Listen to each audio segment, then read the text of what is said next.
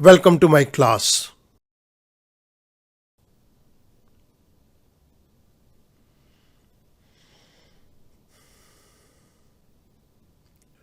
The Indian Contract Act 1872. Types of an agent. In this particular video lecture, we will talk about types of an agent. This is lecture number 119. Let's move on to the topic. Types of an agent. The types of agent can be classified into two categories. हम सभी प्रकार के agents को दो categories के अंदर बांट सकते हैं. Agents from the point of view of the extent of their authority. जिस एक्सटेंट तक एजेंट को अथॉरिटी दी गई है उसके पॉइंट ऑफ व्यू से we can have three types of agent. One is special agent, second is general agent and the third one is universal agent. From the point of view of nature of work performed by them, उनके द्वारा किए गए कार्यों के accordingly हम agents को divide कर सकते हैं. इसके अंदर हमारे पास डिफरेंट टाइप्स ऑफ एजेंट्स हैं. The first one is mercantile agent, the second one is factor, the third one is broker, the fourth one is auctioneer, the fifth one is commission agent and the sixth one is del credere agent. Student, यहां पर मैंने list कर दिया कि हम किन किन agents के बारे में आगे डिस्कस करने जा रहे हैं. So first we are going to talk about agents from the point of view of the extent of their authority.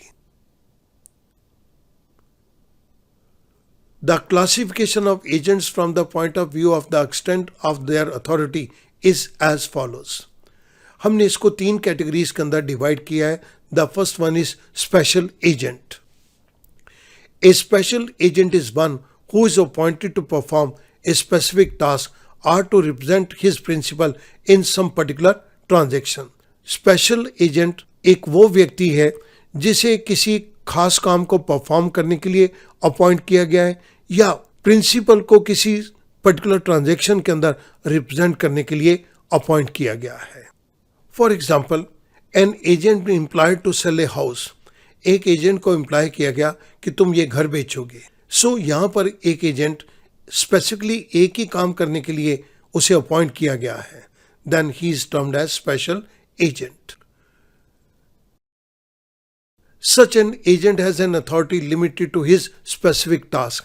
इस एजेंट की अथॉरिटी सिर्फ उस काम को पूरा करने तक की है. The moment that task is perform his authority comes to an end. जैसे ही वो काम पूरा हो जाएगा इसकी अथॉरिटी उसके बाद समाप्त हो जाएगी. He can not bind his principal for any matter other than that for which he is employed. जिस काम के लिए इसको एम्प्लॉय किया है ये उसी काम के लिए ही प्रिंसिपल को जिम्मेदार बना सकता है. प्रिंसिपल इसके द्वारा किए गए किसी और काम के लिए जिम्मेदार नहीं है. Second, general agent. A general agent is one who has the authority to do all such acts which are connected with the particular trade. एक पर्टिकुलर ट्रेड के अंदर जो जो काम किए जाते हैं ये जनरल एजेंट उस पर्टिकुलर ट्रेड के अंदर उन सभी कामों को करने की अथॉरिटी रखता है. For example, the general agent of A trading firm has an implied authority to bind his principal by doing anything necessary for carrying on the business of the firm or which falls with in the ordinary scope of the business. एक trading firm के general agent के पास इस बात की implied authority है कि वो firm के बिजनेस को चलाने के लिए वो सारे काम कर सकता है और अपने प्रिंसिपल को जिम्मेदार बना सकता है, या वो सारे काम जो उस पर्टिकुलर बिजनेस के अंदर ऑर्डिनरी तरीके से किए जाते हैं उन कामों को करने की इम्प्लाइड अथॉरिटी जनरल एजेंट के पास है. और जब जनरल एजेंट उन कामों को करेगा तो उसके लिए प्रिंसिपल जिम्मेदार होगा. He can place orders to the suppliers for the supply of routine goods, receive orders from customers and execute those orders. वो अपने सप्लायर को रूटीन गुड्स की सप्लाई के लिए ऑर्डर दे सकता है, अपने कस्टमर से ऑर्डर ले सकता है और कस्टमर्स के ऑर्डर को फुलफिल भी कर सकता है. Such authority of the agent is a continuous in nature until it is put to an end. इस तरह की जनरल एजेंट को अथॉरिटी कॉन्टिन्यूस नेचर की है और ये अथॉरिटी तब तक रहेगी जब तक प्रिंसिपल इस अथॉरिटी को खत्म नहीं करता. The third one is universal agent. A universal agent is one who has unlimited authority to act on behalf of his principal. Universal agent एक वो व्यक्ति है जिसे अपने प्रिंसिपल के बिहाफ पर काम करने के लिए अनलिमिटेड अथॉरिटी मिली हुई है.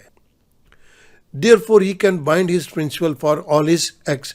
इसलिए यूनिवर्सल एजेंट जो भी काम करेगा उसके लिए वो अपने प्रिंसिपल को जिम्मेदार बना सकता है.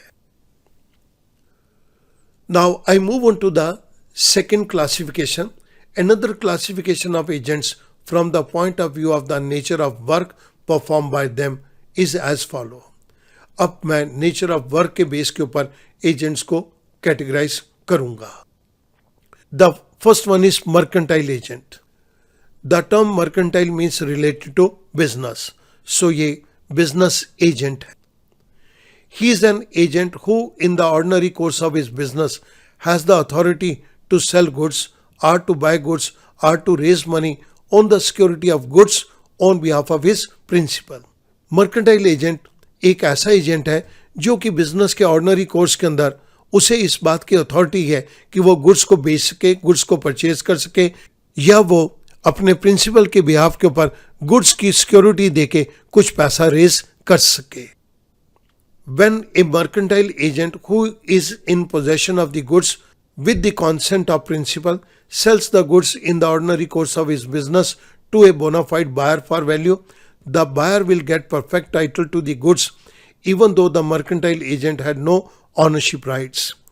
Simple terms के अंदर एक mercantile agent के पास प्रिंसिपल की सहमति के साथ कुछ गुड्स रखी हुई हैं और ये एजेंट उन गुड्स को एक जेन्युइन बायर को वैल्यू लेके बेचता है.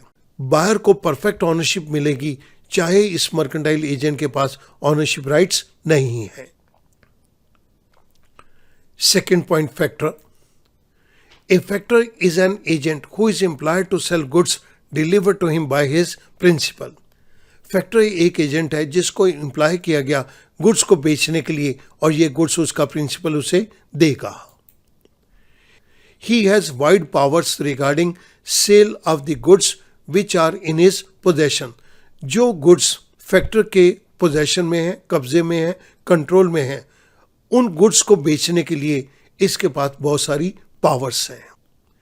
He can sell goods in his own name, receive payment and give valid receipt of discharge. ये गुड्स को अपने नाम से बेच सकता है, उनकी पेमेंट को रिकवर कर सकता है और इसके लिए ये एक वैलिड रिसीट भी इशू कर सकता है कि ये गुड्स बेची गई हैं.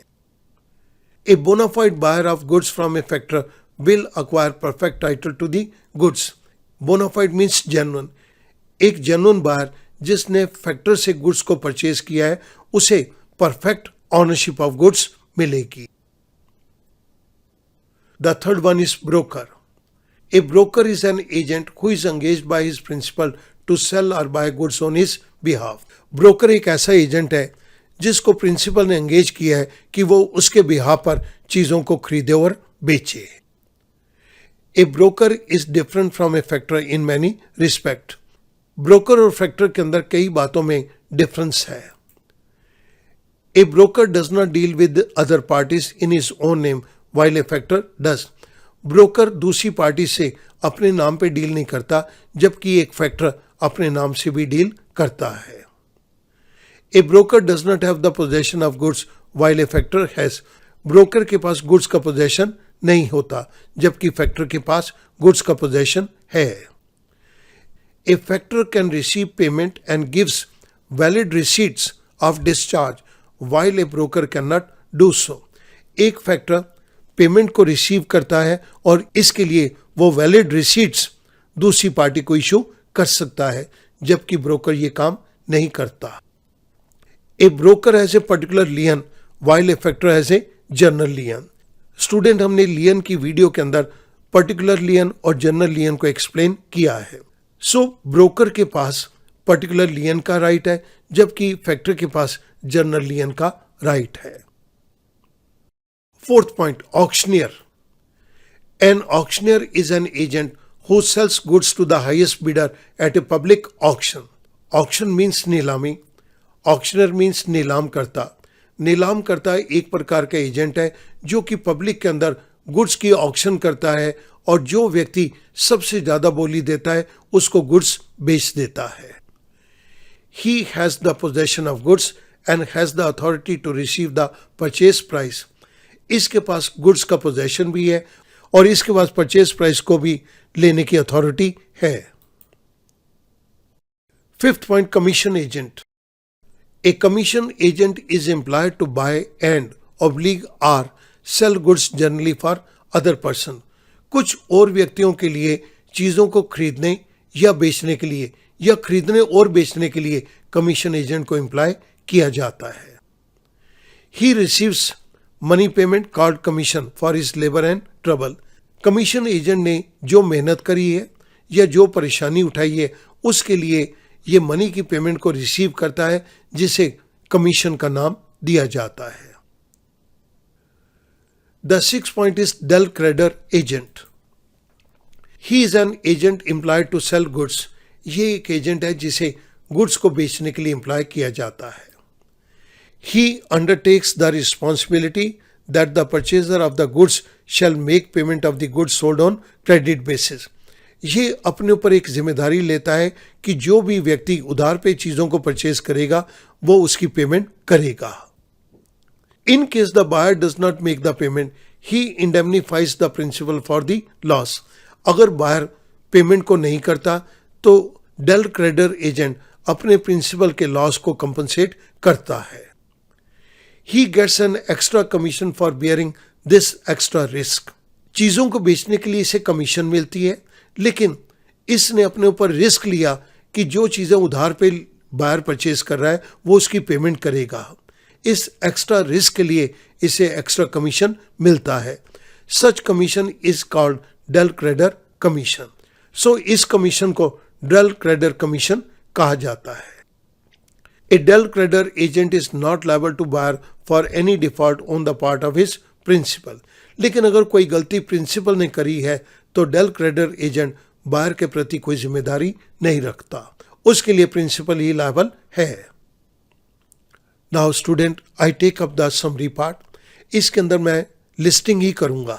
हमने टाइप्स ऑफ एजेंट के केस के अंदर दो कैटेगरीज के अंदर एजेंट को डिवाइड कर दिया। From the point of view of extend of their authority, जिसके अंदर हमारे पास तीन तरह के एजेंट्स हैं।